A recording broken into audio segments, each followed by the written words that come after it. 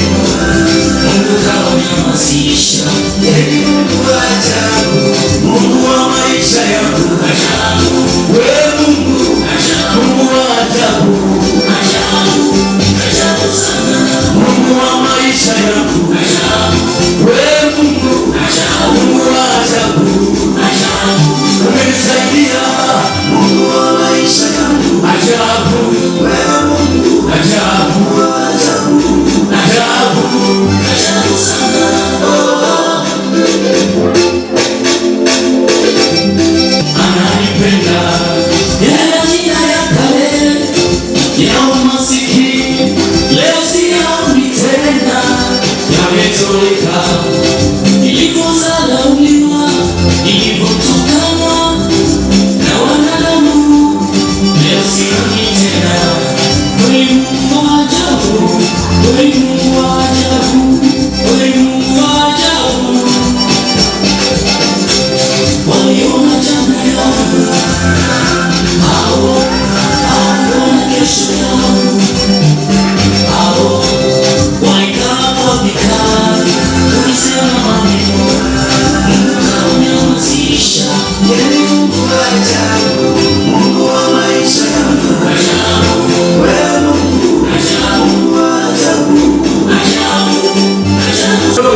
Yesu hapa duniani.